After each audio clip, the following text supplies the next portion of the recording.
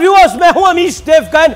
अब से ठीक 60 घंटे बाद 5 राज्यों की चुनावी पिक्चर हम सबके सामने होगी, लेकिन इस रियल पिक्चर का सबसे सटीक ट्रेलर आज आपको न्यूज 18 इंडिया पे अगले 1 घंटे में मिल जाएगा। इस वक्त की एक बहुत बड़ी ब्रेकिंग स्टोरी है, बहुत बड़ी खबर आ रही है। यह खबर राजस्थान से है, क्योंकि एग्जिट पोल के नतीजों में राजस्थान में पुराना रिवाज कायम रहने वाला है, यानी कांग्रेस राजस्थान की सत्ता से बाहर हो सकती है। यह एग्जिट पोल है। एग्जैक्ट पोल का नतीजा 3 दिसंबर को आएगा।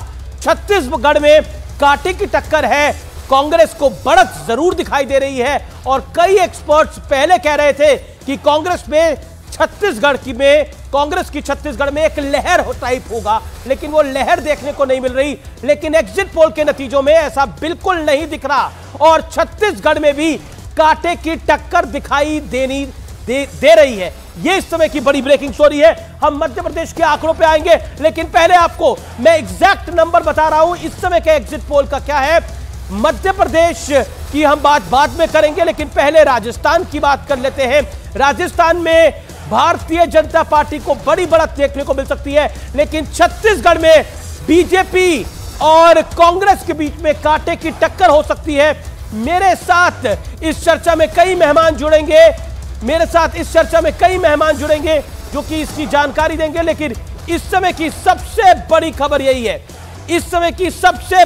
यही है कि नंबर आप देख लेते हैं राजस्थान का। राजस्थान में आप देख सकते हैं 100 से 122 भारतीय जनता पार्टी, 62 से 85 कांग्रेस और अन्य के खाते में 14 से 15 सीटें जा रही है।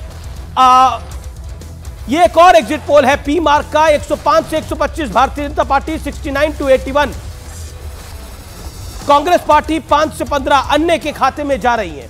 ये राजस्थान का आंकड़ा है। राजस्थान में रिवाज नहीं बदल रहा है, वहां रिवाज सरकारें बदलने का ही है। तो अशोक गहलोत ने बहुत काम किए, लेकिन शायद जनता ने पसंद नहीं किया, ऐसा प्रतीत हो रहा है और भारतीय जनता पार्टी की वापसी लग रही है। लेकिन ये फिर एग्जिट पोल है, 3 दिसंबर को नतीजे आएंगे। संजय कुमार हमारे साथ जुड़ चुके हैं। संजय जी आइए। संजय जी, सीधा सवाल है मेरा आपसे। आइए संजय जी, मेरा सीधा सवाल है आपसे। और ये जो नंबर सामने आ रहा है, ये नंबर अपने आप में कितना बड़ा है? क्योंकि सबसे पहले तो छत्तीसगढ़ की मैं बात कर लेता हूं। छत्तीसगढ़ का नंबर हमारे सामने है 34 से 45 भारतीय जनता पार्टी, 42 से 53 कांग्रेस। ये मतलब, हालांकि आंकड़ों के जादूगर आप हैं, ये जो पोलस्टर्स नंबर दे रहे हैं, इस नंबर के अंदर ऐसा लग रहा है कि पोलस्टर भी कॉन्फिडेंट नहीं है कि सरकार किसकी आ रही है। बिल्कुल, आप जो दिखा रहे हैं स्क्रीन पर जो है वो पोल्स ऑफ पोल्स है जी। अगर इसको आप तोड़ के देखेंगे तो मुझे लगता है इसमें कई पोलस्टर ऐसे होंगे जो कांग्रेस को बढ़त दिखा रहे हैं, कुछ पोलस्टर ऐसे हैं जो बीजेपी को बढ़त दिखा रहे हैं, जिस कारण से ये हमें दिख रहा है। अगर इन आंकड़ों को देखें तो लग रहा है कि शायद ना तो कांग्रेस की सरकार बने या बीजेपी की भी सरकार नहीं बन सकती। लेकिन कुल मिला के मुझे लग रहा है, एक अगर ट्रेंड देखें तो थोड़ा झुकाव कांग्रेस की तरफ दिखाई पड़ता है। थोड़ा झुकाव। क्या आपको लगता है कि कहीं बड़ा सरप्राइज भी हमें देखने को मिल सकता है? अमीश, मुझे नहीं लगता कि बड़ा सरप्राइज होगा राजस्थान में सरप्राइज, क्योंकि एक्सिस माय इंडिया राजस्थान में कांग्रेस को बढ़त दिखा रहा है। मैं छत्तीसगढ़ की बात कर रहा था। छत्तीसगढ़ में बड़े सरप्राइज का मतलब है क्या कांग्रेस ना जीते, बीजेपी जीत जाए, इतना बड़ा सरप्राइज मुझे दिखाई नहीं पड़ता। राजस्थान की बात करें, हाँ, आपने जिन आंकड़ों का जिक्र किया उसमें एक पोल है एक्सिस माय इंडिया का, जो ये कह रहा है कांग्रेस को बढ़त है ना कि बीजेपी को। मुझे लग रहा है इस वक्त ये मेरे लिए सरप्राइज है। अगर आंकड़ों के नजरिए से जाए अमीश, तो सारे जो दूसरे पोल है वो ये बता रहे हैं 95 बता रहे हैं कि बीजेपी की बढ़त है, बीजेपी की बढ़त दिखाई दे रही है। जीतू पटवारी मेरे साथ जुड़ रहे हैं, सीधा उनका रुख कर लेता हूं। जीतू पटवारी, कांग्रेस के लिए मध्य प्रदेश जो था वो लग रहा था कि एक क्लीन स्वीप हो सकता है, लेकिन टक्कर कांटे की दिखाई दे रही है। पटवारी साहब, क्या आपको लगता है कि ये कांटे की टक्कर वाकई महंगी पड़ रही है कांग्रेस पार्टी को, या फिर सिंधिया का जाना महंगा पड़ रहा है? मैं पहले तो ये जितने एग्जैक्ट पोल हैं इनकी सबकी रिस्पेक्ट करता हूं, पर एग्जैक्ट पोल भी एक दूसरे का विरोध कर रहे हैं। और जहां तक हमारा इंटरनल असेसमेंट है वो 135 सीट से ऊपर का है। और जब मैं ये बात कर रहा हूं तो मैं उन लोगों में से नहीं हूं कि कुछ भी टीवी पे बोलने के लिए हमेशा तैयार हो जाए। ये मैं इस बात का आभास शायद आपको होगा। मैं अनुरोध करना चाहता हूं कि जो आईबी की रिपोर्ट है जो सरकार को मिली है उसमें भी 138 सीट है। 135 से ऊपर सीटें इंटेलिजेंस ने भी सरकार को बताई गई है। मैं मानता हूं ऐसी पूरी परिस्थिति में जो कांग्रेस पार्टी का इंटरनल सर्वे है, जो हम भी हर पार्टी का एक अपना आकलन होता है कि हमारी क्या ताकत है, क्या कमजोरी है, उसमें कांग्रेस पार्टी को 135 सीट से ऊपर जा रही है, 155 तक भी जा सकती है। अब ये वीडियो जब मैं आपसे बात कर रहा हूं तो 3 तारीख को शायद आपको काम आए कि जीतू पटवारी ने सारे एग्जैक्ट जितने भी पोल थे या जितने सर्वेस थे उनको नकार के ये बात कही थी कि 135 सीट से ऊपर मध्य प्रदेश में कांग्रेस की आएगी। मैं सुन रहा था आपकी बात राजस्थान को लेकर। राजस्थान में आपने कहा कि फिर से बीजेपी के पक्ष में जा रही है। राजस्थान का कल्चर है एक बार का, पर इस बार कल्चर को ब्रेक लग रहा है। सारे सर्वे आपके बता रहे हैं, इसका मतलब है नहीं, सारे सर्वे नहीं बता रहे, एक सर्वे जीतू पटवारी, एक भावना बनी है। 1 मिनट क्लियर, कंप्लीट आप कंप्लीट अमीश कंप्लीट होने दे, अमीश कंप्लीट करने। थर्ड, छत्तीसगढ़ में सारे सर्वे कांग्रेस के पक्ष में रिपोर्ट कर रहे हैं। तेलंगाना में 50-50 बता रहे हैं, जो कांग्रेस को नकारते थे। मैं अनुरोध ये करना चाहता हूं इस पूरी कहानी से कि कांग्रेस पे भरोसा जनता का बड़ा है। ये एग्जैक्ट पोल कह रहे हैं, ये सारे कोई कम कोई ज्यादा कह रहा है, पर कह रहा है। तो मैं आपसे अनुरोध कर रहा हूं कि मध्य प्रदेश को लेकर जो आपने मेरे से सवाल किया था कि आप तो क्लीन स्वीप की तरफ थे, ये कैसे हो गया कि एकदम कांटे की टक्कर है। मैं आपको धन्यवाद देता हूं कि आपने कांटे की टक्कर तो बताई, अन्यथा आप टीवी और चैनल का अगर बस चले तो कांग्रेस को कांटे की टक्कर में भी नहीं आने दे। नहीं तो मैं फिर से देखिए, जब कांटे की टक्कर होगी सीट आएगी कांग्रेस की, 135 सीट आएगी कांग्रेस की और ऊपर जाएगी। जी मैं आपसे अनुरोध करना चाह रहा हूं। जी मेरे साथ विश्वास सारंग भी है, मेरे साथ संजय कुमार भी है, प्रदीप भंडारी भी मेरे साथ जुड़ गए हैं, मैं उनका भी रुख करूंगा। लेकिन विश्वास भाई, ऐसा लग रहा है कि आपके पड़ोसी राज्य छत्तीसगढ़ के अंदर, विश्वास जी, पड़ोसी राज्य छत्तीसगढ़ के अंदर कांग्रेस को बढ़त है और मध्य प्रदेश के अंदर बीजेपी को बढ़त दिखाई दे रही है, लेकिन टक्कर वहां पर भी कांटे की है। क्या आपको लगता है कि 18 साल की सरकार, एक ही मुख्यमंत्री, सब चीजें हावी हो रही हैं? देखिए, मैं अमीश भाई निवेदन करना चाहता हूं कि मध्य प्रदेश में Bharatiya Janata party comfortable majority के साथ सरकार बना रही है, इसमें कहीं कोई डाउट नहीं है। अभी मैं जीतू पटवारी जी को सुन रहा था, ये आईबी और इंटेलिजेंस का रिपोर्ट बता रहे थे। मुझे बड़ा आश्चर्य है कि जीतू पटवारी जी को आईबी की रिपोर्ट भी मिल गई, जीतू पटवारी जी को इंटेलिजेंस की भी रिपोर्ट मिल गई। आप जैसे जिम्मेदार चैनल के मंच पर बैठकर वो इस तरह की रिपोर्ट्स का जिक्र कर रहे हैं तो मुझे बड़ा आश्चर्य होता है, और आप इसका खंडन भी नहीं हुआ, ये भी मैं बड़ा नहीं। देखिए, अब कोई भी कुछ भी क्लेम कर सकता है, लेकिन हमारी जानकारी में ऐसी कोई रिपोर्ट नहीं है। हम तो एग्जिट पोल का आंकड़ा बता रहे हैं और जिसके जो आप दोनों के समक्ष रख रहे हैं। अमीश भाई, मुझे आश्चर्य लग रहा है, आपका एग्जिट पोल कह रहा है 151, वो उसको झुटला रहे हैं, जो टीवी चैनल पर दिखा रहे हैं आप बोल रहे हैं, और वो ये कह रहे हैं कि आईबी की रिपोर्ट इनके पास आई। तो इनके कौन से सोर्सेज हैं और ये कौन सी अथॉरिटी रखते हैं कि आईबी की और इंटेलिजेंस? ये तो कह रहे हैं राजस्थान में भी सरकार आ रही है, छत्तीसगढ़ में भी आ रही है, तेलंगाना में भी आ रही है। कांग्रेस पे भरोसा बढ़ गया है। राहुल गांधी की अगुवाई वाली कांग्रेस, भारत जोड़ो यात्रा ने करिश्मा दिखाया है, कांग्रेस को बढ़त देखने को मिल रही है पूरे देश के अंदर। जीतू पटवारी कह रहे हैं कि जादू चला है कांग्रेस पार्टी का, राहुल गांधी का। जवाब दीजिए इस बात का। ये तो देखिए, ये तो 3 तारीख को पता लगेगा, पर ये खुद ही मान रहे हैं, ये तो अभी दावे कर रहे हैं, कह रहे हैं मेरा वीडियो रख लेना, हर एग्जिट पोल झूठा है, ये मैं बता रहा हूं, और इनके पास आईबी की रिपोर्ट है, इनको आईबी चीफ रिपोर्ट करते हैं। ये आश्चर्य की बात है। देखिए, इस तरह की लफाजी से काम नहीं चलता। मध्य प्रदेश में Bharatiya Janata party comfortable majority के साथ सरकार बना रही है। अमीश भाई, मैं किसी आंकड़े के दावे करने वाला व्यक्ति नहीं, मैं जमीन का व्यक्ति हूं, मैं जमीन पर रहकर काम करने वाला व्यक्ति हूं, छोटा व्यक्ति हूं, इसलिए मैं केवल ये कह सकता हूं कि मध्य प्रदेश में कंफर्टेबल मेजॉरिटी के साथ हम सरकार बनाएंगे। Jitu Patwari make his point. Okay, Jitu Patwari, Madhya Pradesh के मंत्री सारंग साहब कह रहे हैं कि कुछ भी हो सकता है, बीजेपी आ रही है। विश्वास सारंग जी की बात अपनी जगह सही गलत मैं इसको आप पे छोड़ता हूं, पर ये मैं अनुरोध कर रहा हूं, इनने मुझसे सवाल किया कि आईबी की रिपोर्ट और इंटेलिजेंस की रिपोर्ट आप किस अथॉरिटी से कह रहे हैं। जब हवा का रुख बदलता है ना, तो अधिकारी उधर जितनी खबरें देते हैं उससे ज्यादा विपक्ष को जो आने वाला है उसको देते हैं। ये एहसास आपको होगा इस बात का। तो मैं इस बात को बड़ी गहराई और जिम्मेवारी से कह रहा हूं। एक दूसरी बात यह है कि जब मैं ये कहता हूं कि 135 सीट आएगी, उससे ऊपर आएगी, तो ये भरोसे के साथ नहीं कह रहा हूं, मैं पूरे सर्च रिसर्च और एक एक सीट के आकलन के साथ कहता हूं। ये मेरा ख्याल है। जीतू आप मेरे साथ बने रहिए। मेरे को कंप्लीट करने दो आ जाए। अब मेरे साथ संजय कुमार है, पोलस्टर, वो आपसे कुछ पूछना चाह रहे हैं। संजय जी आप कुछ पूछना चाह रहे हैं? ओके, जीतू आप अपनी बात को कंप्लीट करिए। तो मैं अनुरोध ये कर रहा था कि ये मैं इस भरोसे को इसलिए दृढ़ता से कहता हूं कि 3 तारीख को ये मेरा वीडियो संभाल के रखना, ये इसीलिए कहता हूं कि भरोसा है। अगर भरोसा नहीं होता तो मैं दावे करता, मैं दावे नहीं कर रहा हूं, मैं प्रैक्टिकल, जो मैंने, ये जमीन के आदमी है, मैं भी आसमान का नहीं हूं, ये खुद भी जानते हैं इस बात को। तो मैं क्यों वोट दे बीजेपी को? भाई इसलिए कि नरेंद्र तोमर के बेटा 10,000 करोड़ की रिश्वत टीवी पे मांग रहा था, टेलीविजन पे मांग रहा था, मोबाइल पे मांग रहा था, इसलिए वोट देते हैं आपको इसलिए वोट देते कि 1 लाख से ज्यादा यहाँ बच्चे, 1 करोड़ से ज्यादा बेरोजगार घूम रहे हैं, इसलिए देते हैं कि हमारे यहाँ पे 2 लाख बहनों का अपहरण हो गया 2 साल में। डिप्टी सीएम छत्तीसगढ़, जीतू पटवारी आप हमारे साथ बने रहिए, विश्वास सारंग बने रहिए, डिप्टी सीएम छत्तीसगढ़ जुड़ रहे हैं। स्वागत है आपका टीएस सिंहदेव जी। सवाल बहुत सीधा है, एग्जिट पोल के आंकड़े आ रहे हैं, क्षमा करेंगे जी, एग्जिट पोल के आंकड़े आ रहे हैं, कांग्रेस को बढ़त दिखाई दे रही है, लेकिन बीजेपी भी बिल्कुल पीछे नहीं है।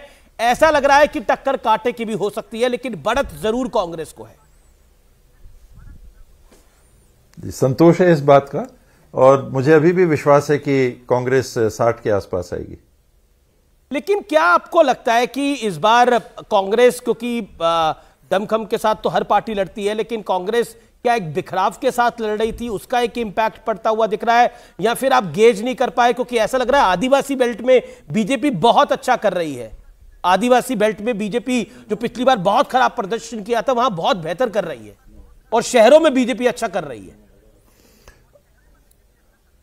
अभी समय आएगा तो देखिए, उसका अंदाज लग जाएगा। ट्राइबल बेल्ट में कांग्रेस उतना पीछे आपको नहीं दिखेगी, आगे दिखेगी। दोनों संभाग, सरगुजा और बस्तर संभाग में आधे से ज्यादा सीटें कांग्रेस को ही मिलेंगी। जी, टीएस सिंहदेव जी, मेरा एक सवाल आपसे और होगा कि महादेव ऐप को लेकर जो आरोप लगे और जो भ्रष्टाचार का मुद्दा उठाया और जो डायरेक्टली सीएम पे इल्जाम भारतीय जनता पार्टी ने लगाए, प्रधानमंत्री नरेंद्र मोदी ने लगाए, गृह मंत्री अमित शाह ने लगाए, क्या आपको लगता है भ्रष्टाचार का मुद्दा भी हावी रहा है? इस वजह से कांग्रेस का नंबर जो है वो टाइट दिखाई दे रहा है, छत्तीसगढ़ में खासतौर पर। ये गंदे स्तर की राजनीति, मुझे नहीं लगता इसका असर पड़ेगा, और इतना ईडी हो गया है कि उसका कुछ असर नहीं पड़ता, प्रभाव नहीं पड़ता। देश के प्रधानमंत्री और गृह मंत्री आरोप कैसे लगा सकते हैं? उनके पास तो सारी जानकारियां रहती हैं, वो तो कार्रवाई करने वाले लोग हैं। आरोप लगाना ही लोग कहते हैं कि अरे ये तो नेतागिरी हो रही है। कोई ठोस सबूत होते तो कार्रवाई हो जाती, कार्रवाई नहीं हुई, इसका मतलब ही है कि उनके पास कुछ नहीं थी। सब बात कहने के लिए कही जा रही है कुछ नहीं करने के लिए। कुछ करने को होता तो वो छोड़ते क्या? जानते हैं तब तो सहभागी हो जाएंगे कि मालूम है कि गड़बड़ हुआ है, और फिर भी हम कुछ नहीं होने दे रहे हैं। मुझे अच्छी तरह से याद है, हम छत्तीसगढ़ कॉन्क्लेव करने के लिए, जो बंद होनी चाहिए जी, हम छत्तीसगढ़ कॉन्क्लेव करने के लिए छत्तीसगढ़ आए थे, रायपुर आए थे, तब आपसे मुलाकात हुई थी और आपने स्पष्ट रूप से कहा था कि कांग्रेस की हर हाल में सरकार बनेगी, आप यकीन रखिए इतना बड़ा मैंडेट मिलेगा कि सब याद रखेंगे। लेकिन क्या आपको लगता है, एक जो पॉलिटिकल पंडित फैक्टर बता रहे हैं कि आपको दरकिनार करना भी महंगा पड़ा है कहीं ना कहीं छत्तीसगढ़ प्रदेश के अंदर, अगर हम पॉलिटिकल इक्वेशन की बात करें तो? उसमें कई फैक्टर्स रहते हैं। मेरे को दरकिनार करना इशू मेरे ख्याल से बिल्कुल चुनाव का नहीं था, और नहीं, सरगुजा वाली बेल्ट में तो था। गवर्नमेंट में रहते हुए ये एक नहीं, जानकार मेरे संबंध तो सभी जगह है छत्तीसगढ़ में, सरगुजा में भी है, सब जगह भी है, लोग साथ जुड़े हुए सभी जगह हैं। लेकिन सबको ये बता के और समझा के हमेशा हम लोग चलते हैं कि देखिए, एक पार्टी के हम लोग एक परिवार के सदस्य हैं, और मुखिया जो उसका तय करते हैं, हम सबको उसको लेके चलना है। और हमने हर संभव सभी साथियों ने किया कि परिवार में कहीं कोई बिखराव ना आए, और मुझे नहीं लगता है कि कहीं आपको दिखा होगा कि वैसा विशेष कोई बात ही, थोड़ा बहुत इधर उधर ना हो, ये संभव नहीं है। मैं कोई गलत बयानी भी नहीं करना चाहता, थोड़ा बहुत रहता है, लेकिन उसका नकारात्मक असर पड़े, अभी परिणाम आने दीजिए, मुझे नहीं लगता है कि वैसी बात आएगी सामने। आप बहुत बड़े नेता हैं, आपका कद बहुत बड़ा है। एक सवाल जो कि बहुत अहम है, मैं एक पोल को कोट कर रहा हूं, जन की बात का पोल है, उसके फाउंडर भी हमारे साथ हैं प्रदीप भंडारी, वो भी आपसे कुछ पूछना चाहेंगे। कांग्रेस को 42 से 53 सीटों के बीच में मिल रही है और भारतीय जनता पार्टी को 34 से 45 सीटों के बीच में मिल रही है। क्या आपको लगता है सर कि इस समय जो क्लोज इक्वेशन हमें इलेक्शंस में देखने को मिल रही है, एग्जिट पोल्स में, अगर ये रिजल्ट्स में भी आती है और कांग्रेस सिर्फ 3-4 सीटें अहेड होती है, तो क्या ये पूरा जो मुख्यमंत्री का पद को लेकर जो एक खींचतान है वो हमें देखने को मिलेगी? क्या आप भी एक प्रबल दावेदार हैं मुख्यमंत्री पद को लेकर? हम लोग कोई दावेदार नहीं है, पूरा हम लोगों ने साथ में बैठ के निर्णय किया और शैलजा जी की उपस्थिति में मीटिंग की, कोर कमेटी की मीटिंग हुई, जिसमें भूपेश भाई भी थे, पीसीसी प्रेसिडेंट दीपक बैद जी भी थे, स्पीकर चरणदास महन जी भी थे, ताम्रध्वज भाई भी थे, शिव डहरिया जी थे, मैं था, और हम सब ने बिल्कुल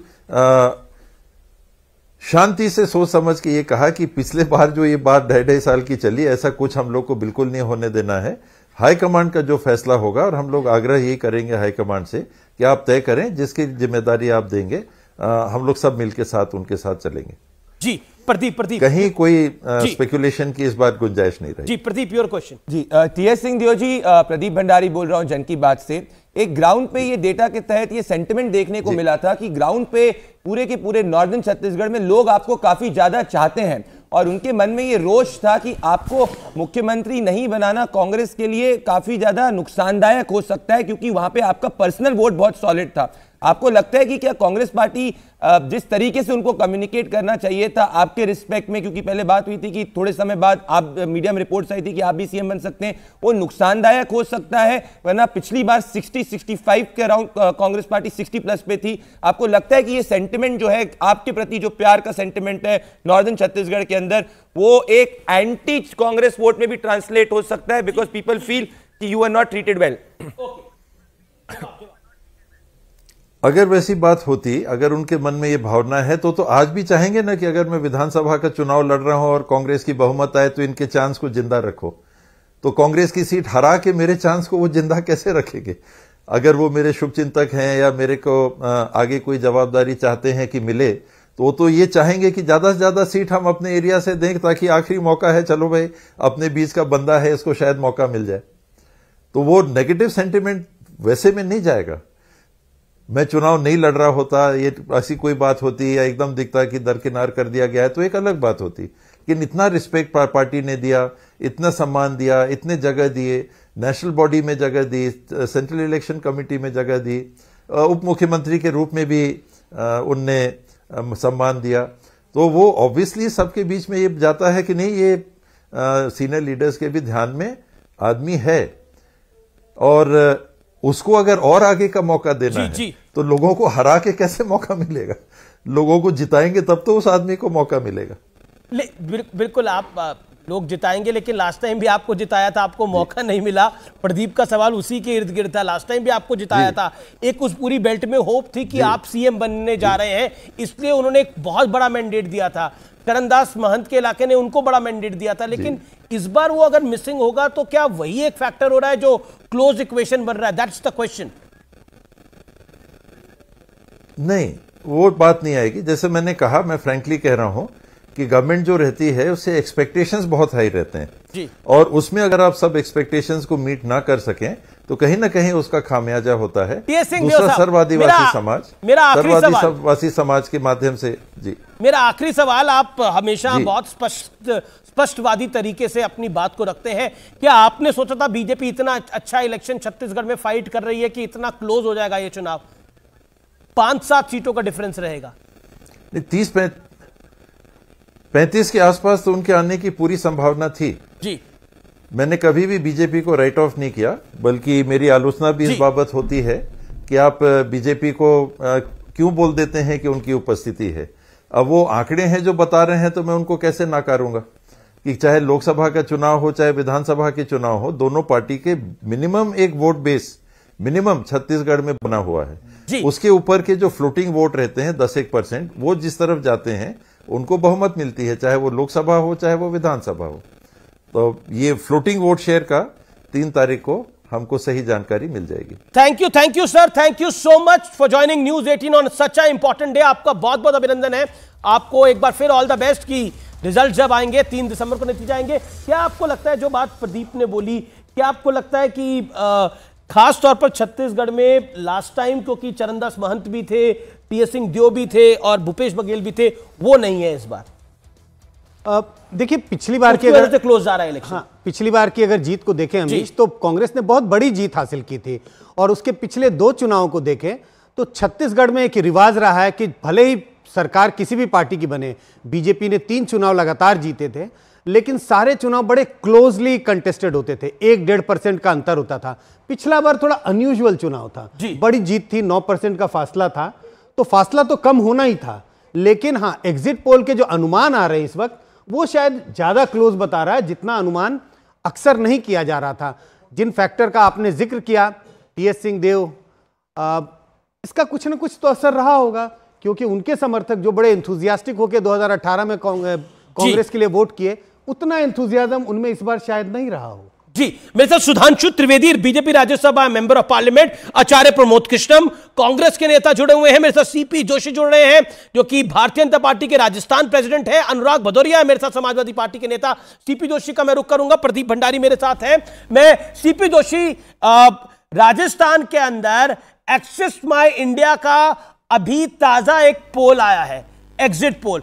उस एग्जिट पोल के मुताबिक कांग्रेस की सरकार वापस आती हुई दिख रही है, लेकिन अधिकतर exit poll Bharatiya Janata party को बड़ी बढ़त दिखा रहे हैं। Your take.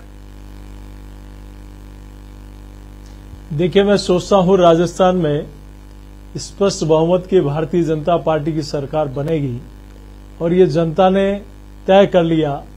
जिस प्रकार का मतदान का प्रतिशत हुआ है और जिस प्रकार का विश्वास, समर्थन और आशीर्वाद भारतीय जनता पार्टी को मिला है, उस दावे के साथ कह सकता हूं कि राजस्थान में 135 प्लस 135 से ऊपर भारतीय जनता पार्टी की सीटें आने वाली है। कहीं ऐसा तो नहीं है जोशी जी, कहीं ऐसा तो नहीं है कि आप लोग ओवर कॉन्फिडेंट थे, आप में भयंकर गुटबाजी थी, उसका लाभ हुआ है और कांग्रेस बिल्कुल क्लोज ले जाए इस इलेक्शन को? क्योंकि एक्सिस माई इंडिया का पोल सजेस्ट कर रहा है कि कांग्रेस की सरकार वापसी करने के लिए जा रही है। क्या आपको लगता है भारतीय जनता पार्टी की गुटबाजी उसको ले डूब सकती है राजस्थान के अंदर, और ओवर कॉन्फिडेंस? यह एक बहुत बड़ा सवाल है। गुटबाजी किसको कहेंगे? गुटबाजी उसको कहते हैं कि मैं ही सर्वोपरि, बाकी सब नकारा और निकम्मा है। भारतीय जनता पार्टी मैं ही यहाँ का सबसे योग्य हूँ, मैं सबसे योग्य हूँ, बाकी दिल्ली को भी मैं चलाता हूँ। ये कांग्रेस पार्टी में दिखा है। भारतीय जनता पार्टी में सभी वरिष्ठ लोगों का मार्गदर्शन और पूरी टीम राजस्थान मिलकर एक मुखी होकर चुनाव लड़ी है और उसी बूते मैं कह सकता हूं राजस्थान की जनता का स्नेह, समर्थन और आशीर्वाद, उस आधार पर और लाखों कार्यकर्ताओं की मेहनत के आधार पर मैं कह सकता हूं कि भारतीय जनता पार्टी की प्रचंड बहुमत की सरकार राजस्थान में बनने वाली है। भारतीय जनता पार्टी की टारगेट महापोल के अंदर राजस्थान में भारतीय जनता पार्टी को बहुत बड़ी बढ़त दिखाई दे रही है। 111 के लगभग भारतीय जनता पार्टी, 76 पे कांग्रेस पार्टी दिख रही है। मध्य प्रदेश में बीजेपी को 125, कांग्रेस को 102।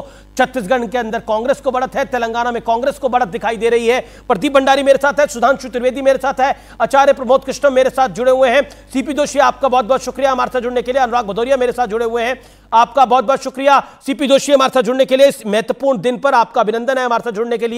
मैं सीधा रुख करता हूं सुधांशु त्रिवेदी का। सुधांशु त्रिवेदी, क्या आपको लगता है कि जो बीजेपी उम्मीद कर रही थी कि तीनों राज्यों में हिंदी पट्टी के क्लीन स्वीप होगी, ऐसा नहीं होता हुआ दिख रहा?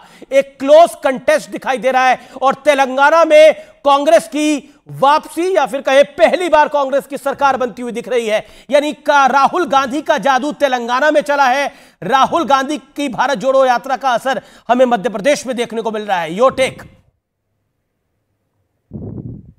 देखिए, वास्तविकता यह है कि चुनाव से पूर्व जो विश्लेषण किए जा रहे थे, जिसमें ये इस प्रकार की संभावनाएं व्यक्त की जा रही थी कि कांग्रेस बहुत अच्छा प्रदर्शन करने जा रही है, तो अगर हम आपके पोल को माने, एग्जिट पोल को, अभी हम सिर्फ एग्जिट पोल पर ही आधारित होकर बात करते हैं, तो राजस्थान और मध्य प्रदेश में भारतीय जनता पार्टी स्पष्ट बहुमत के साथ आगे है। और हमारा ये अनुमान है, जो हम लोगों के पास जानकारी है, कि ये स्पष्ट जनादेश नहीं होगा, ये निर्णायक और प्रभावी जनादेश होगा। राजस्थान में प्रचंड जनादेश भी हो सकता है। छत्तीसगढ़ में जहां यह माना जा रहा था कि बीजेपी को एकदम राइट ऑफ कर दिया गया था, वहां पे आप देखें कि आपका एग्जिट पोल और जो अन्य एग्जिट पोल है वो मामले को बहुत नजदीकी बता रहे हैं। अभी आपके सामने टी.एस. सिंहदेव जी बैठे थे और उन्होंने क्या बोला कि 35 के आसपास तो वो लोग थे। इसका अर्थ क्या हुआ कि आज चूंकि अब चुनाव समाप्त हो चुके हैं, पोलिंग समाप्त हो चुकी है, कांग्रेस के इतने वरिष्ठ नेता यदि यह बात मान रहे हैं कि भारतीय जनता पार्टी एक प्रभावी स्थिति में खड़ी है, तो समझ लीजिए जिस दिन चुनाव परिणाम आएंगे उस दिन यह प्रभावी स्थिति निर्णायक रूप से भारतीय जनता पार्टी के पक्ष में नजर आएगी। तो हम ये कह सकते हैं कि चुनावी विश्लेषकों के और खासकर कुछ पूर्वाग्रहग्रस्त जो भी लोग विश्लेषण करते थे, उनके उलट एग्जिट पोल्स के जो नतीजे हैं वो भारतीय जनता पार्टी के पक्ष में दिखाई पड़ रहे हैं। और मैं कह सकता हूं छत्तीसगढ़ के चुनाव परिणाम और भी ज्यादा चौंकाने वाले होंगे इस एग्जिट पोल के मुकाबले। यानी जो अनुमान माना जा रहा था एग्जिट पोल बेहतर दिखा रहा है, जो बीजेपी पहले खराब, लेकिन तेलंगाना के परिणाम तो तेलंगाना का तो एग्जिट पोल है वो तो चौंका ही रहा है।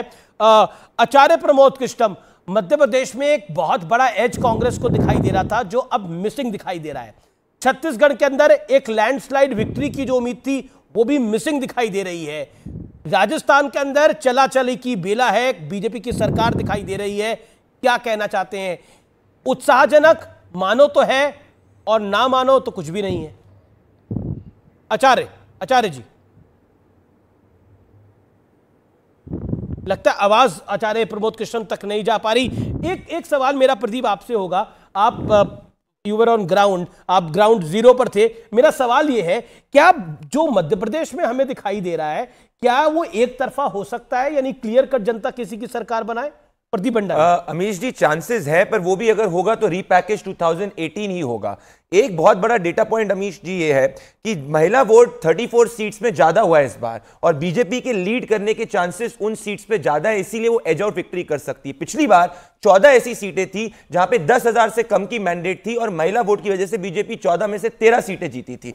तो एक तरफा इसीलिए नहीं है क्योंकि कई जगह कैंडिडेट्स के खिलाफ बहुत सॉलिड एंटी इनकम्बेंसी है, पर वो वेव किसी के फॉर्मेट में इसलिए नहीं है क्योंकि महिला वोट का और पुरुष वोट का पूरा सेंटिमेंट अलग है। महिलाओं में बदलाव का सेंटिमेंट देखने को नहीं मिला है, परंतु पुरुषों के अंदर जो पर्टिकुलरली मेन वोट है वो अपने कैंडिडेट और अपने संभाग के अंदर, अगर ग्वालियर, चंबल, महाकौशल हो गया, वहां पे वो अलग अलग तरीके से गए। तो मध्य प्रदेश मेरे हिसाब से आप बहुत कंफर्टेबल नंबर दे रहे हैं जन की बात के अंदर। 100 से 123 जो आपका एग्जिट पोल है, 100 to 123 भारतीय जनता पार्टी, कांग्रेस 102 से 125, यानी आप कह रहे हैं किसी की भी सरकार बन सकती है। 2018 के अंदर भी अगर अमीश जी आपको याद होगा, रात के 11 बजे तक काउंटिंग चली थी और 107, 108 सीट तक बीजेपी पहुंची। अच्छा, आप ग्राउंड पर रहे, एज किसका दिखाई देता है मध्य प्रदेश के अंदर सरकार बनने के लिए? मेरे हिसाब से बीजेपी के मध्य प्रदेश के अंदर चांसेस सरकार बनाने के ज्यादा है, रिटेन कर सकती है। हाँ, मतलब 18 साल बाद भी, क्योंकि महिला वोट जो है उसमें सेंटिमेंट ऑफ चेंज नहीं हुआ है। महिला वोट जो है उसको वेलफेयर बेनिफिट्स जो मिले हैं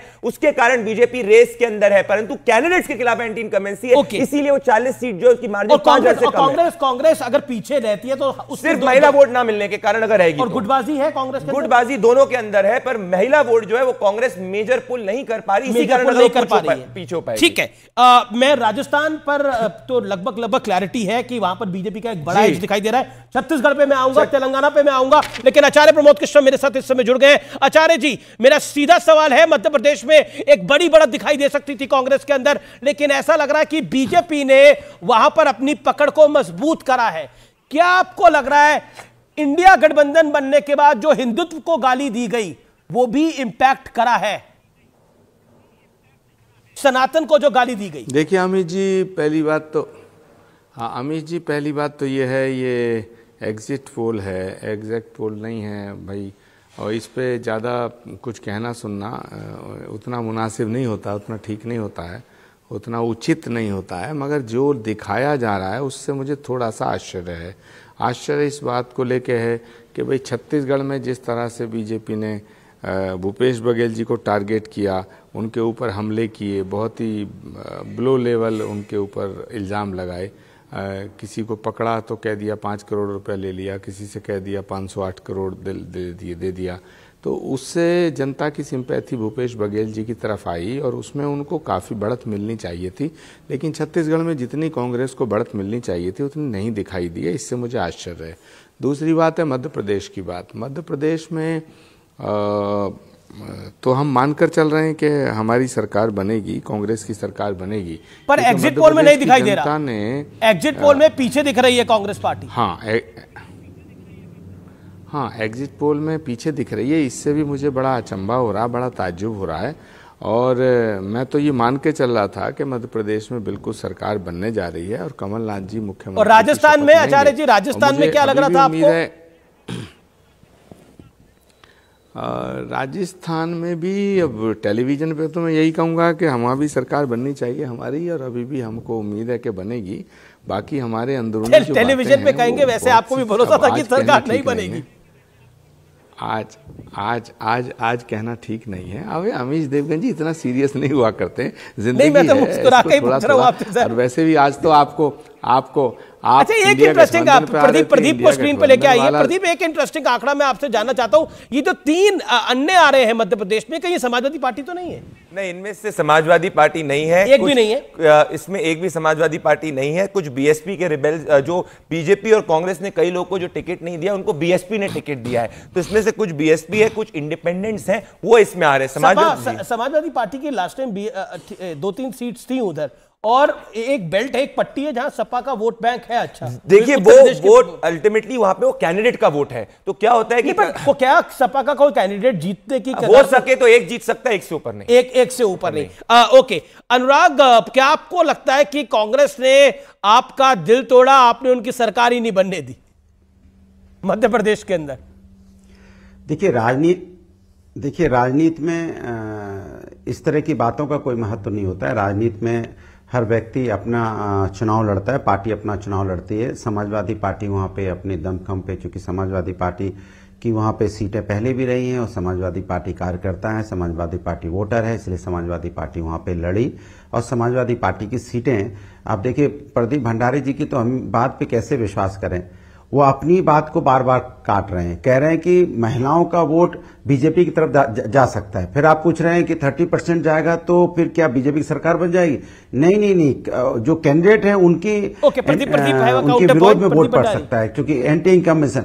तो एक मिनट मेरी बात हो जाए तो वो पहले ये तय कर ले कि क्या कैंडिडेट का भी विरोध है वहां पे या महिलाओं का वोट है। वो अपनी बात को बोलते हैं बनेगी, फिर कहते नहीं कैंडिडेट का विरोध है वहां पे, जो जीते हुए वहां कैंडिडेट है उनका भी विरोध है। तो मुझे इस बात में थोड़ा सा आश्चर्य लग रहा है कि अपनी बात को बार बार ऊपर रख रहे हैं, फिर अपनी बात को ही नीचे रख देते हैं। सवाल ये नहीं है, सबसे बड़ा सवाल ये है। अब सुधांशु जी की बात सुन लीजिए। अब सुधांशु जी एग्जिट पोल को एग्जिट पोल मान बैठे हैं। अब उनको जनता पे विश्वास नहीं रहा है, अब एग्जिट पोल पे विश्वास हो गया है। अरे अब जनता का विश्वास होता तो आप डंकी की चोट पे बोलिए कि आपकी कितनी सीटें आ रही राजस्थान में। एक बड़ा नंबर आ रहा है, एक बड़ा नंबर आ रहा है। मैं ब्रेक के बाद उस बड़े नंबर पे आऊंगा।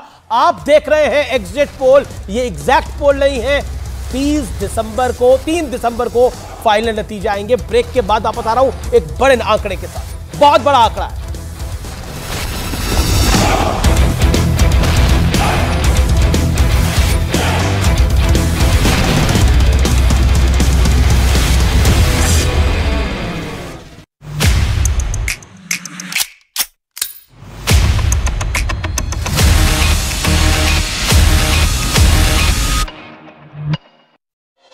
के मुताबिक सभी 6 ग्रहों का आकार पृथ्वी से कई गुना बड़ा है।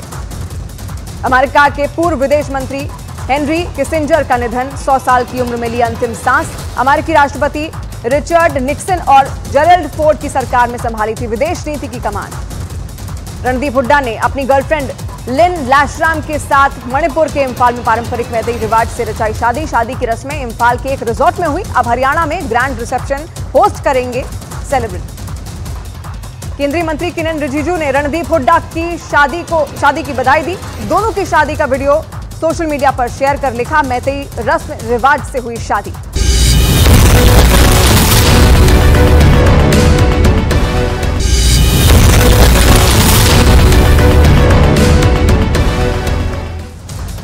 तेलंगाना में विधानसभा चुनाव के लिए मतदान जारी। राज्य की सभी 119 सीटों के लिए हो रही है वोटिंग। दोपहर 3 बजे तक करीब 52% वोटिंग।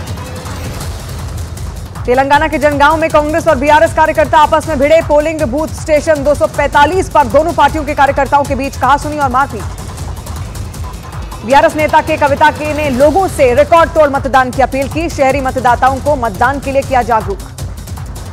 कांग्रेस ने बीआरएस नेता के कविता के खिलाफ चुनाव आयोग में दर्ज कराई शिकायत। की कविता पर पोलिंग बूथ के बाहर लोगों से बीआरएस को वोट डालने की अपील करने का आरोप। तेलंगाना के सीएम केसीआर ने मेडक जिले में किया मतदान। विधानसभा चुनाव में बीआरएस की जीत का किया दावा। तेलंगाना कांग्रेस अध्यक्ष रेवंत रेड्डी ने कोंडगल के एक पोलिंग बूथ पर अपना वोट डाला। इस दौरान उन्होंने बीआरएस सरकार पर कुशासन का आरोप लगाते हुए कांग्रेस को बहुमत मिलने का दावा किया। पूर्व क्रिकेटर और जुबली हिल्स सीट से कांग्रेस उम्मीदवार मोहम्मद अजरुद्दीन ने मतदान किया। लोगों से भी वोट डालने की अपील की। तेलंगाना विधानसभा चुनाव के लिए मतदान के बीच बीजेपी विधायक टी राजा ने बहुमत मिलने का दावा किया। उन्होंने न्यूज 18 से राज्य में बीजेपी की सरकार बनने का दावा किया। हैदराबाद में एक्टर रामचरण ने डाला वोट। जुबली हिल्स के मतदान केंद्र पर पत्नी के साथ वोट डालने पहुंचे रामचरण। हैदराबाद में एक्टर अल्लू अर्जुन ने डाला वोट। जुबली हिल्स इलाके के पोलिंग बूथ पर अपने मताधिकार का किया इस्तेमाल।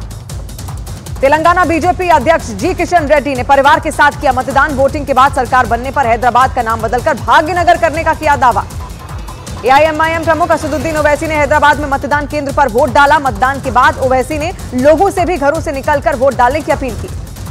अभिनेता महेश बाबू अपनी पत्नी नम्रता शिरोडकर के साथ हैदराबाद के जुबली हिल्स में वोट डालने पहुंचे। अभिनेता चिरंजीवी अपने परिवार के साथ हैदराबाद के जुबली हिल्स स्थित एक मतदान केंद्र पर वोट डालने पहुंचे। इस दौरान चिरंजीवी पारंपरिक अंदाज में दिखाई दिए।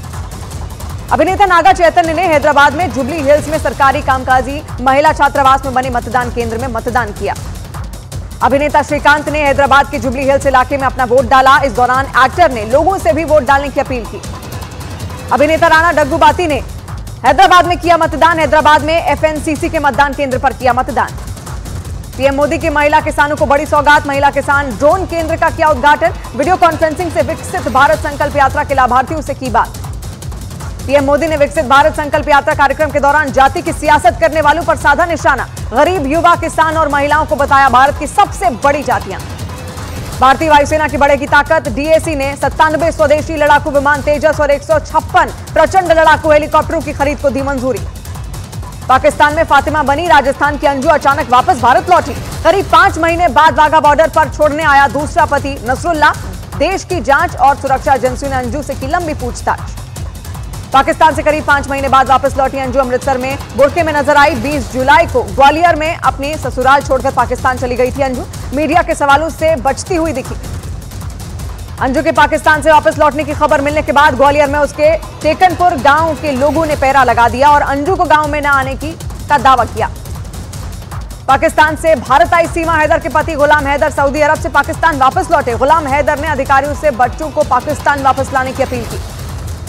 पूर्वोत्तर में शांति के लिए केंद्र सरकार का बड़ा फैसला। मणिपुर में यूएनएलएफ ने हिंसा का रास्ता छोड़कर शांति समझौते पर जताई सहमति। गृहमंत्री अमित शाह ने शांति समझौते पर बधाई दी।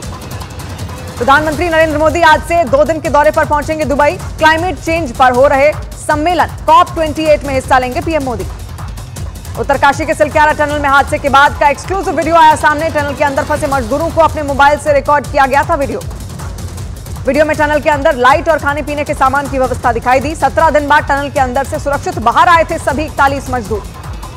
ऋषिकेश एम्स के डॉक्टरों ने सिलक्यारा टनल से निकाले गए सभी 41 मजदूरों को बताया स्वस्थ। घर लौटने के बाद भी डॉक्टरों की निगरानी में रहेंगे सभी मजदूर। ऋषिकेश एम्स से उत्तर प्रदेश के 8 मजदूर अपने घर के लिए हुए रवाना। सिलक्यारा टनल से रेस्क्यू के बाद मेडिकल जांच के लिए अस्पताल में कराया गया था भर्ती। ऋषिकेश एम्स में भर्ती मजदूरों के परिजनों को उनके घर लौटने का इंतजार। झारखंड के मजदूरों के परिजन उन्हें लेने अस्पताल पहुंचे। उत्तरकाशी की सिलक्यारा टनल बना रही कंपनी नवयुग ने सुरंग में फंसे 41 मजदूरों को 2-2 लाख रुपए की आर्थिक मदद देने का ऐलान किया। रेस्क्यू टीम के अधिकारियों और कर्मचारियों को भी 2 महीने का बोनस दिया जाएगा। हल्द्वानी में सीएम धामी का हुआ भव्य स्वागत। उत्तरकाशी के सिलक्यारा टनल से 41 मजदूरों के सफल रेस्क्यू पर जताया आभार। उत्तरकाशी की सिलक्यारा टनल में फंसे 41 मजदूरों के सफल रेस्क्यू ऑपरेशन के बाद सुरंग के निर्माण कार्य पर लगाई गई रोक। अगले आदेश तक सिलक्यारा सुरंग में नहीं होगा काम। उत्तराखंड के सीएम पुष्कर सिंह धामी ने हल्द्वानी में किया कन्या पूजन। कई विकास परियोजनाओं की आधारशिला भी रखी। कतर में मौत की सजा पाए 8 पूर्व नौसैनिकों की याचिका पर कोर्ट में आज होगी सुनवाई। सजा के खिलाफ भारत सरकार ने लगाई है याचिका। पीएम मोदी वीडियो कॉन्फ्रेंसिंग के जरिए 51,000 युवाओं को बांटेंगे नियुक्ति पत्र। पूरे देश में 37 जगह होगा राष्ट्रीय रोजगार मेले के तहत कार्यक्रम का आयोजन। पार्थ चटर्जी के करीबी तृणमूल पार्षद बप्पादित्य दास गुप्ता के घर सीबीआई का छापा। सीबीआई अधिकारियों ने बप्पादित्य के कई दूसरे ठिकानों की तलाशी ली। ईडी ने साधु सिंह, धर्मसोत समेत पंजाब के 2 पूर्व मंत्रियों के ठिकाने पर छापा मारा। पंजाब का वन घोटाला और ट्रांसफर पोस्टिंग मामले की जांच कर रही है ईडी। पश्चिम बंगाल पहुंचे केंद्रीय गृह मंत्री अमित शाह ने टीएमसी सांसद महुआ मोइत्रा पर साधा निशाना। शाह ने पैसे के बदले सवाल पूछने के मामले का जिक्र करते हुए बिना नाम लिए कहा, सौगातें लेकर सवाल पूछने वाले सांसद आपका क्या भला कर सकते हैं। राहुल द्रविड़ बने रहेंगे भारतीय क्रिकेट टीम के हेड कोच। बीसीसीआई ने सपोर्ट स्टाफ का भी कार्यकाल बढ़ाया। हिमाचल प्रदेश के ऊना में प्रसिद्ध धार्मिक स्थल चिंतपूर्णी के करीब खालिस्तान के समर्थन में लिखे गए नारे। खालिस्तानी आतंकी पन्नू ने राज्य के कई पत्रकारों को मेल भी भेजी। पुलिस मामले की जांच में जुटी। दिल्ली में बारिश के बाद हवा में सुधार के दावों के बीच हटाई गई ग्राफ 3 की सख्त पाबंदियां। पर्यावरण मंत्री गोपाल राय ने दी जानकारी। इंडिगो एयरलाइंस पर भड़के कॉमेडियन कपिल शर्मा। 1.5 घंटा फ्लाइट लेट होने पर ट्वीट करके जताया गुस्सा। पंजाब की नांदेड़ पुलिस ने खालिस्तानी आतंकी हरविंदर सिंह उर्फ रिंदा के भाई और पिता को किया गिरफ्तार। अवैध वसूली के आरोप में हुई गिरफ्तारी। मध्य प्रदेश के बुरहानपुर में 2 गुटों के बीच जमकर चली लाठियां। मारपीट में 6 लोग हुए घायल। पुलिस ने दर्ज किया केस। वाराणसी में 1 साल से मां के शव के साथ रह रही थी बेटियां। पुलिस ने एक घर में महिला का शव किया बरामद। मानसिक रूप से बीमार बताई जा रही हैं दोनों लड़कियां। हिमाचल के मनाली में ऊंची पहाड़ियों पर बर्फबारी से बड़ी सर्दी। गुलाबी सर्दी का जमकर लुत्फ उठाते दिखे पर्यटक। खराब मौसम की वजह से कुल्लू प्रशासन ने रोहतांग दर्रे में पर्यटकों की आवाजाही पर लगाई रोक। ताजा बर्फबारी के बाद जिलाधिकारी ने जारी किया आदेश। तमिलनाडु में लगातार बारिश की वजह से चेन्नई समेत कई जिलों में स्कूल कॉलेज बंद। मौसम विभाग ने 2 और 3 दिसंबर को चेन्नई में ऑरेंज अलर्ट जारी किया। चेन्नई में बारिश के बाद जलभराव ने बढ़ाई लोगों की परेशानी। सड़क और मकान बारिश के पानी में डूबे। तमिलनाडु में भारी बारिश से डैम में बढ़ा पानी का दबाव। अडियार नदी में छोड़ा गया 1000 क्यूसेक पानी। तमिलनाडु के रामनाथपुरम में रस्सी के सहारे नहर पार करने को लोग मजबूर। वीडियो हुआ वायरल। सालों से नदी पर पुल बनाने की मांग कर रहे हैं गांव के लोग। जम्मू कश्मीर के गुलमर्ग में भारी बर्फबारी। बर्फ की सफेद चादर से सड़कें, मकान, पेड़ और गाड़ियां सभी ढकी। गुलमर्ग में बढ़ने लगी पर्यटकों की संख्या। जम्मू कश्मीर के राजौरी और पुंछ को जोड़ने वाले मुगल रोड को बर्फबारी की वजह से बंद कर दिया गया। बर्फबारी की वजह से सड़क पर फिसलन बढ़ने पर ट्रैफिक पुलिस ने लिया फैसला। जम्मू कश्मीर के श्रीनगर में भारी बारिश ने बढ़ाई ठंड। पारा लुढ़कने से बड़ी लोगों की मुश्किलें। मौसम विभाग ने बारिश का जारी किया था अलर्ट। चंडीगढ़ में झमाझम बारिश से बड़ी सर्दी। तापमान में 3 डिग्री सेल्सियस की गिरावट दर्ज की गई। मध्य प्रदेश की खरगोन पुलिस ने 2 बदमाशों को किया गिरफ्तार। 13 अवैध पिस्तौल और 4 कारतूस भी बरामद। मध्य प्रदेश के उज्जैन में कार पर स्टंटबाजी का वीडियो हुआ वायरल। पुलिस ने कार मालिक को किया गिरफ्तार। उज्जैन के गुरु सांदीपनी आश्रम में भगवान श्री कृष्ण को पहनाए गए गर्म कपड़े। बलराम, सुदामा और गुरु सांदीपनी को भी पहनाए गए गर्म वस्त्र। श्री कृष्ण के सामने लगाई गई अंगीठी। मध्य प्रदेश के कटनी में घर के बाहर खेल रही बच्ची पर कुत्ते ने किया हमला। सीसीटीवी वीडियो आया सामने। बच्ची को अस्पताल में कराया गया भर्ती। बिहार के नवादा में आवारा कुत्तों का आतंक। सरकारी आंकड़ों के मुताबिक नवादा के सरकारी अस्पताल में रोजाना करीब 60 लोगों को एंटी रेबीज इंजेक्शन लगाए जा रहे हैं। पश्चिम बंगाल के हावड़ा में आरपीएफ जवान ने बचाई महिला यात्री की जान। चलती ट्रेन में चढ़ने के दौरान महिला का फिसला पैर। ट्रेन के नीचे गिरने वाली थी महिला। पंजाब के जलंधर से पुलिस ने गैंगस्टर करणजीत सिंह उर्फ जस्सा हप्पोवाल को किया गिरफ्तार। हत्या के 6 मामलों में था वांछित। विदेश में बैठे गैंगस्टर सोनू खत्री का है खास। पंजाब के तरनतारन में पुलिस और बीएसएफ के संयुक्त तलाशी अभियान में 1 किलो हेरोइन बरामद की गई। पुलिस के मुताबिक तरनतारन के बाहरी इलाके में उन्हें ड्रग्स का पैकेट मिला था। रक्षा मंत्री Rajnath Singh coast guard commander के 40वें सम्मेलन में शामिल हुए। कार्यक्रम का आयोजन दिल्ली में कोस्ट गार्ड मुख्यालय में किया गया। मध्य प्रदेश के सतना में लव जिहाद और धर्मांतरण के आरोप में पुलिस ने एक नाबालिग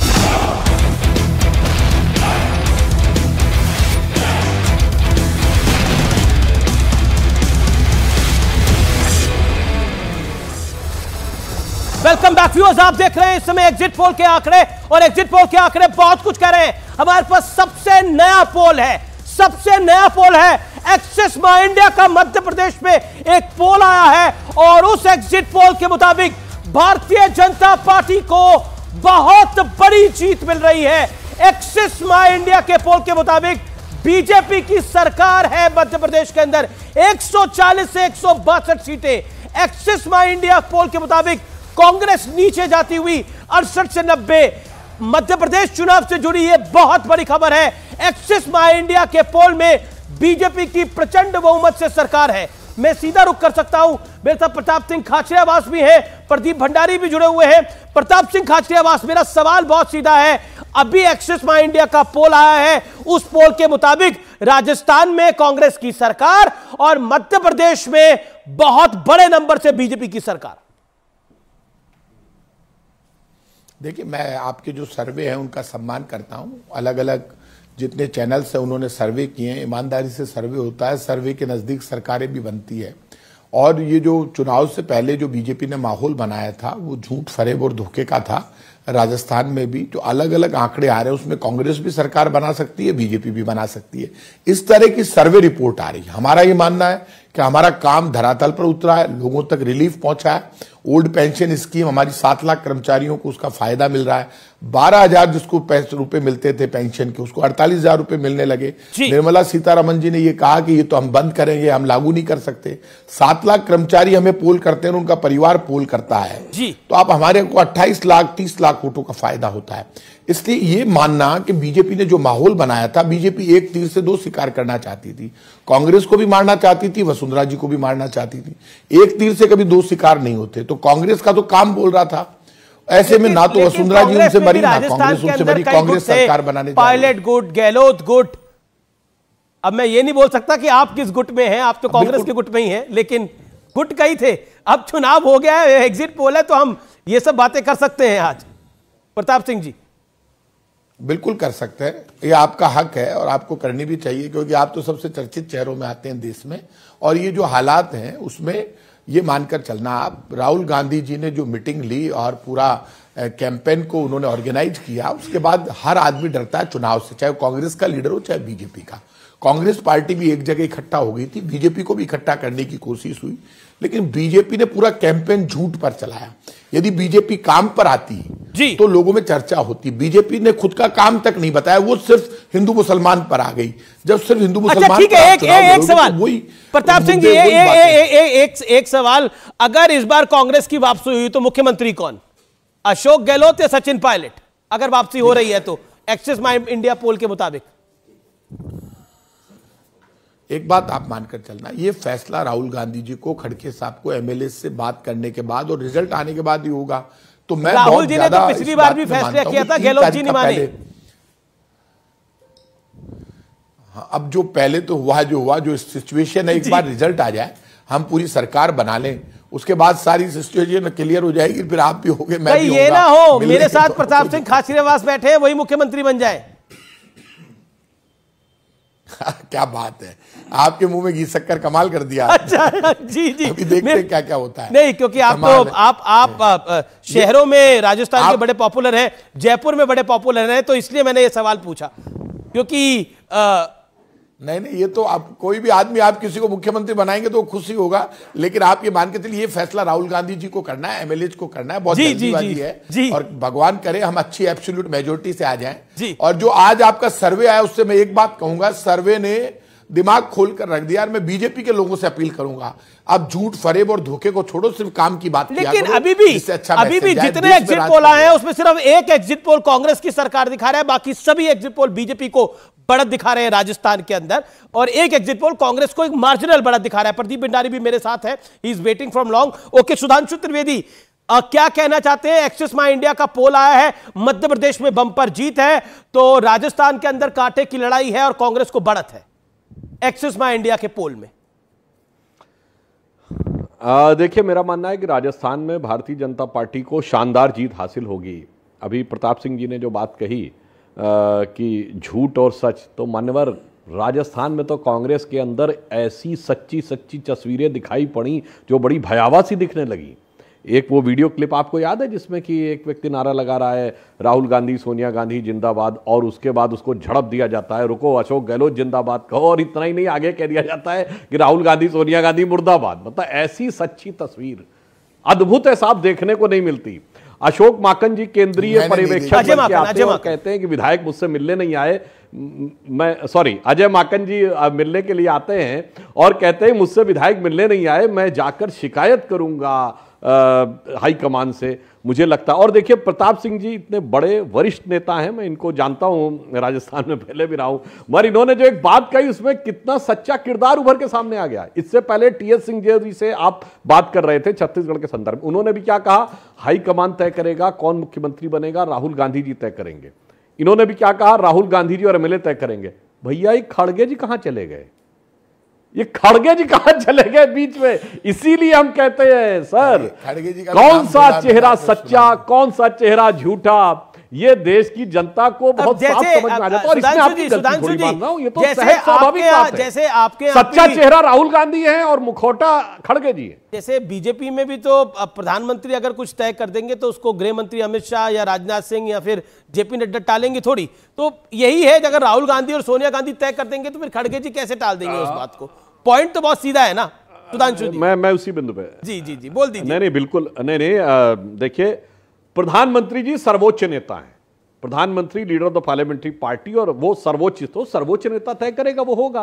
पर टेक्निकली राहुल गांधी जी आज की डेट में ना पार्टी के अध्यक्ष हैं, ना किसी सदन में नेता प्रतिपक्ष हैं, ना वो उपाध्यक्ष हैं, ना वो जनरल सेक्रेटरी हैं, वो एक अदद सांसद हैं। तब ये बात आए तो फिर क्या कौन सा खासियावास जी कुछ कहना चाहते हैं, वो लेकिन आज डिस्कशन अच्छा हो रहा है, मुस्कुरा के हो रहा है, वो मुझे बहुत अच्छा लग रहा है। एक लाइन लाइटर नोट पे कह दूं? जी पुराना गीत था ना, दिल सच्चा और चेहरा झूठा, इस चेहरे ने लाखों को लूटा। अभी वो कह रहे थे ना झूठ की बात, तो कौन सा सच्चा चेहरा, कौन सा चेहरा झूठा और किसने लोगों को लूटा, वो आने वाले समय में। देखिए सुधांशु जी, तारीख की बात है, 2 दिन की बात है। सुधांशु जी, आपको मैं प्रताप सिंह खाचरियावास, अगर कांग्रेस की कुछ इक्वेशन बनती है तो भावी मुख्यमंत्री भी हो सकते हैं, कोई बड़ी बात नहीं है, ये भावी मुख्यमंत्री भी हो सकते हैं। आचार्य जी भी मुस्कुरा रहे हैं और आशीर्वाद दे रहे हैं वहां से बैठकर। ओके, प्रताप सिंह खाचरियावास। देखिए ये त्रिवेदी साहब जो कह रहे हैं, तो राहुल गांधी जी सर्वोच्च नेता नहीं है, ये कैसे उन्होंने कह दिया? राहुल गांधी को देश पसंद करता है, कांग्रेस तय करेगी कौन सर्वोच्च नेता है। यदि मैं राहुल गांधी को सर्वोच्च नेता मानता हूं तो मुझे फैसला करना है। और प्रधानमंत्री जी का हम सम्मान करते हैं तो आप भी राहुल गांधी जी के सम्मान में बोला करो। 4 बार के सांसद है, हम तो प्रधानमंत्री जी के लिए कभी गलत भाषा का प्रयोग नहीं करते। कभी भी किसी नेता की हंसी नहीं उड़ानी चाहिए। ये नहीं भूलना चाहिए कि राहुल गांधी बेटा है राजीव गांधी का, जो देश पर बलिदान हो गए, पोता इंदिरा गांधी का, जिनके प्रधानमंत्री रहते हुए 24 303 की गोलियां लगी। अरे कम से कम इंदिरा जी की ये तो कहा करो कि पाकिस्तान के 2 टुकड़े करके बांग्लादेश बना दिया। आज पाकिस्तान को सबसे कमजोर किसी ने किया तो आयरन लेडी इंदिरा गांधी जी ने किया। क्या बात करते हो आप? कम से कम हम एक दूसरे का सम्मान करना तो सीखे। अब बीजेपी कांग्रेस में क्या देश को बांटोगे? बीजेपी और कांग्रेस देश से बड़ी नहीं है, ये आप मानकर चलना। हिंदुस्तान है, तिरंगा सबसे बड़ा है। कांग्रेस और बीजेपी के झंडे तिरंगे से छोटे हैं। कम से कम प्रधानमंत्रियों का हम सम्मान करना सीखें, जो देश पर बलिदान हो गए, इंदिरा जी, राजीव जी, उनका सम्मान करना सीखें। दिन भर एक दूसरे नेता को नीचे दिखाना, जो बनाएगा सरकार बना लेगा। हमारे रिश्ते खराब नहीं होने चाहिए, हमारा आंखों में सम्मान होना चाहिए एक दूसरे के प्रति। मैं सबसे हाथ जोड़कर कहता हूं, मैंने भैरव सिंह जी को नजदीक से देखा, उनके रिश्ते सबसे बहुत अच्छे थे। इसलिए मैं फिर कहूंगा, अब जो आज सर्वे आया है, उस सर्वे ने राजस्थान की पोल खोल दी, एमपी की पोल खोल दी। जो पूरे अलग अलग सर्वे आए हैं उसमें नेक टू नेक फाइट है, और नेक टू नेक फाइट में बीजेपी की एक सच्चाई तो सामने आ गई। कहां तो बीजेपी कह रही थी हम सब कुछ जीत लेंगे, और कहां ये हो रहा है कि कोई गारंटी नहीं कि बीजेपी आ रही है। कांग्रेस भी आ सकती है, बीजेपी भी आ सकती है, लेकिन अब ये मानकर चलना, कांग्रेस 3 तारीख को हमें जो लग रहा है, लेकिन मध्य प्रदेश के अंदर ऐसा लग रहा है कि बीजेपी को बढ़त है। और राजस्थान में एक पोल को अगर हम छोड़ दें तो कांग्रेस को ज्यादा बढ़त कहीं दिखाई नहीं दे रही। सुधांशु, मैं आपके पास वापस आऊंगा। आप अपनी बात को कुछ कहना चाह रहे थे, लेकिन आचार्य प्रमोद कृष्णम भी इंतजार कर रहे हैं। आचार्य प्रमोद कृष्णम, क्या आपको लगता है, ये सवाल मैंने इसलिए आपसे पहले भी पूछा था, क्या सनातन का विरोधियों के साथ खड़ा होना कांग्रेस को नुकसान दे रहा है कुछ बेल्ट्स के अंदर? फिर मैं प्रदीप भंडारी से लूंगा, उस मुद्दे का कितना इंपैक्ट पड़ रहा है? आचार्य जी। देखिए अमीश, सनातन का विरोध नुकसान दे रहा है, फायदा दे रहा है, ये कोई प्रश्न ही नहीं है। सनातन का जो विरोध करता है वो गलत करता है। सनातन के विरोध को हम बर्दाश्त करेंगे ही नहीं, कोई भी करे। हमारा साथ देने वाला भी अगर भगवान राम के खिलाफ बोलेगा हम उसको छोड़ देंगे। रामायण में लिखा, जाके प्रिय न राम वैदेही तजिए ताहे कोटि बैरीसम यद्यपि परम सनेही। तो प्रश्न ये नहीं है। अब दूसरा जो बात है, ये जो एग्जिट पोल है, ये एक दो चैनल पे मैं देख रहा था, वो राजस्थान में कांग्रेस की सरकार दिखा रहे हैं, दो तीन चैनल जो दिखा रहे हैं मध्य प्रदेश में कांग्रेस की सरकार। सुनिए, अब सुनिए अमीश देवगन, मैं जो बात कहने जा रहा हूँ, मैं तो जो एग्जिट पोल कांग्रेस की सरकार बनती हुई दिखा रहे हैं वो मुझे ठीक लग रहे हैं, और जो कांग्रेस की सरकार नहीं दिखा रहे वो मुझे गलत लग रहे हैं। लेकिन इसका फैसला तो 3 तारीख को होगा। लेकिन अच्छा ये तो बता दीजिए आचार्य जी, अगर राजस्थान में कांग्रेस की सरकार आती है तो सीएम कौन होगा? हाँ, वापस गहलोत जी, मुख्यमंत्री हो कोई भी बनो, मैं नहीं बन रहा हूं, तो इसलिए नहीं मैं नहीं बन रहा हूं, नहीं मैं नहीं बन रहा हूं, इसलिए मैं इस पे ज़्यादा चिंता नहीं कर रहा। जब मैंने मुख्यमंत्री बदलने की बात कही थी तो वो सारी दुनिया के सामने है। अब प्रताप खाचरियावास जी बैठे हैं, जिसे ये लोग चुनेंगे वो मुख्यमंत्री हो जाएगा। मैं इस पचड़े में नहीं पढ़ना चाहता। अच्छा, मैं तो सिर्फ एक बात कह रहा हूँ, आपको बधाई देना चाहता हूँ। ये पचड़ा है, ये पचड़ा है, ये आप भी बधाई दे रहा हूँ, आप इस पचड़े में पढ़ना नहीं चाहते। अमीश आपको बधाई दे रहा हूँ, 10 सेकंड दो। आपको बधाई इस बात के लिए है कि आप इंडिया गठबंधन ने ना बॉयकॉटेड एंकर कर दिए थे। अब आपके शो में आज टीएस सिंहदेव भी आए, जीतू पटवारी आए, प्रताप खाचरियावास आए, मैं भी आ गया, और हम आपके पहले भी शो में गए। तो अब कम से कम तो कांग्रेस के तमाम वरिष्ठ नेता आ रहे हैं, मुझे नहीं लगता वो विषय भी अब रहा है, कांग्रेस के अंदर भी है, कांग्रेस के बाहर भी। लेकिन प्रताप सिंह खाचरियावास, एक पॉइंटेड सवाल आपसे मैं लूंगा। मेरे साथ प्रदीप भंडारी है। प्रदीप भंडारी, सनातन को लेकर भारतीय जनता पार्टी ने एक बड़ी हाई पिच कैंपेन चलाई, और उस हाई पिच कैंपेन का क्या नुकसान हो रहा है कांग्रेस पार्टी को? Your take on that Pradeep. देखिए, मध्य प्रदेश के अंदर कांग्रेस पार्टी जो हार्ट ऑफ हिंदी हार्टलैंड है, वहां पे कांग्रेस पार्टी को एज इसीलिए नहीं हो पा रही है क्योंकि 2 कारणों की वजह से। ए कि वो महिला वोट मेजॉरिटी कांग्रेस पार्टी के पास नहीं जा रहा है, और दूसरा कांग्रेस की एक परसेप्शन ऑफ छवि है कि वो एक एंटी सनातन, एंटी हिंदू छवि है। पर कांग्रेस ऐसी है नहीं। मैं प्रताप सिंह खाचरियावास को जानता हूं, वो एक विशेष पूजा कर रहे हैं, देखिए इसलिए उन्होंने अपने बालों को भी perception is more bigger than reality. तो ये परसेप्शन है वोटर्स के माइंड के अंदर।